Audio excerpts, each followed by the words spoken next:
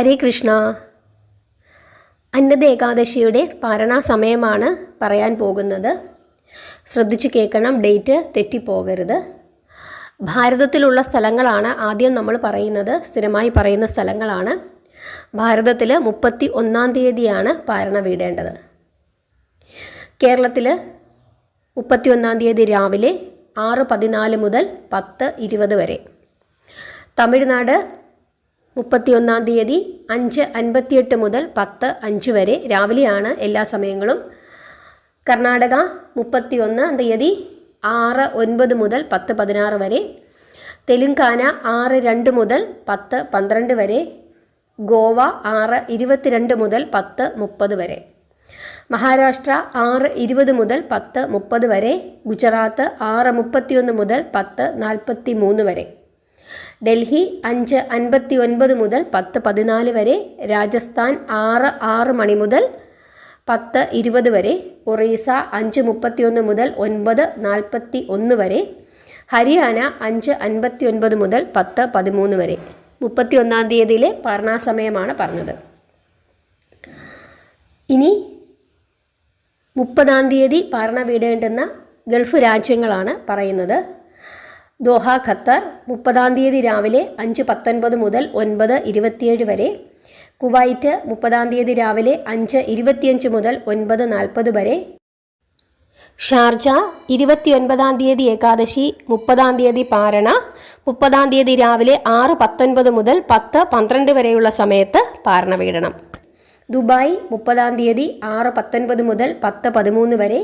Abu Dhabi 6:19 മുതൽ 10:16 വരെ. Bahrain 30-ാം തീയതി 5:19 മുതൽ 9:31 വരെ. സൗദി അറേബ്യ 5:34 മുതൽ 9:47 വരെ.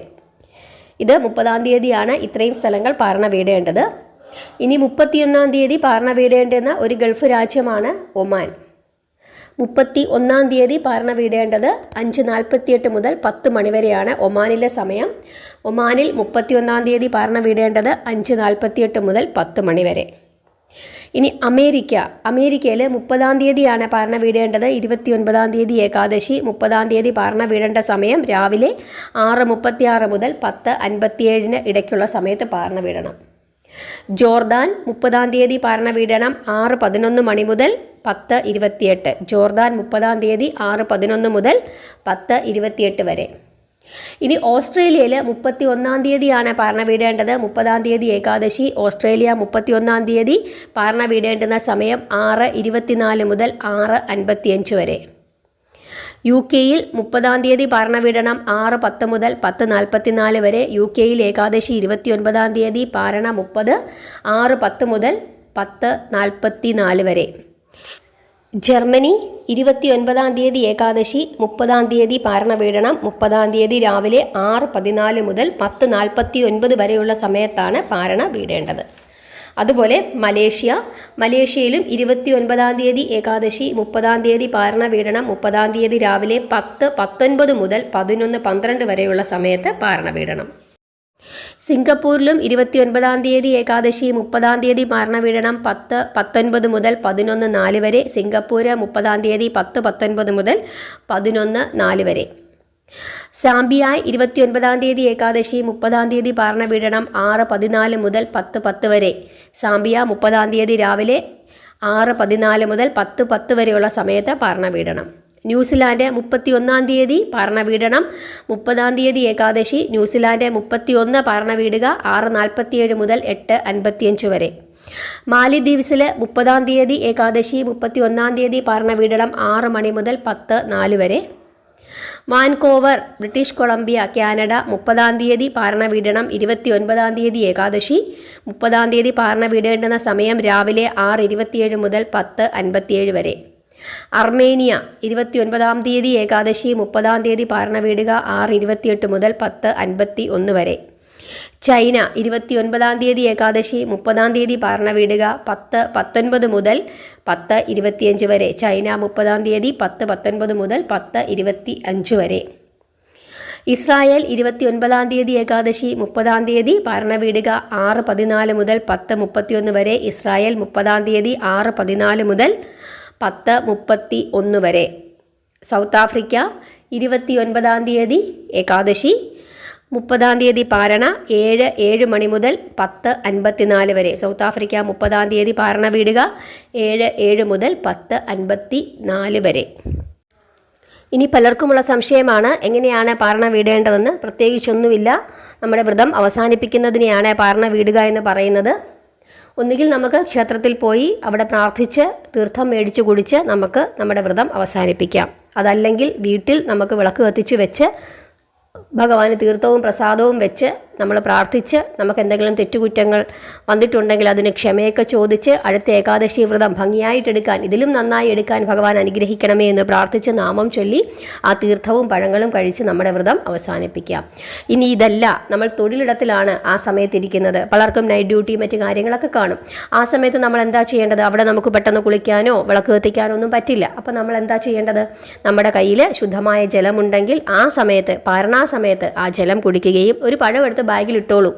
ആ പഴം ഭഗവാനെ മനസ്സിൽ വിചാരിച്ച് പ്രാർത്ഥിച്ച് ആ പഴം കഴിച്ച് നമ്മുടെ വ്രതം അവസാനിപ്പിക്കാം.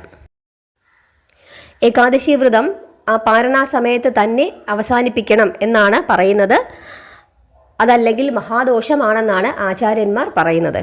അപ്പോൾ ആ സമയത്ത് തന്നെ വ്രതം അവസാനിപ്പിക്കാനായിട്ട് ശ്രമിക്കുക. ഇനി ഏതെങ്കിലും കാരണവശാൽ നമുക്ക് അത് ചെയ്യാൻ പറ്റുന്നില്ലെങ്കിൽ ഉച്ചയ്ക്ക് ശേഷം നമുക്ക് ഏതെങ്കിലും നമ്മുടെ സൗകര്യപ്രദമായൊരു സമയം നോക്കി വ്രതം അവസാനിപ്പിക്കാം. പക്ഷേ നട്ടുച്ച സമയത്ത് വ്രതം അവസാനിപ്പിക്കരുത്.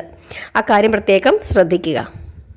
ഇനി പീരീഡ്സ് ആയിരിക്കുമ്പോൾ, അതല്ലെങ്കിൽ പുലവാലായ്മ ഉള്ളപ്പോൾ, എപ്പോൾ വേണമെങ്കിലും ഒക്കെ നമുക്ക് ഏകാദശി വ്രതം എടുക്കാം. അതിനൊന്നും യാതൊരു തടസ്സവുമില്ല.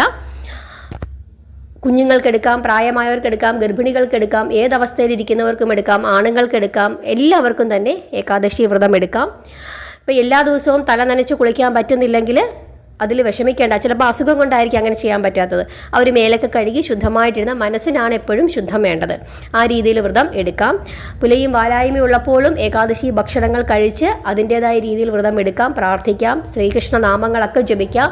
ഓം നമോ ഭഗവതേ വാസുദേവായ എന്ന് പറയുന്ന നാമം ജപിക്കാം.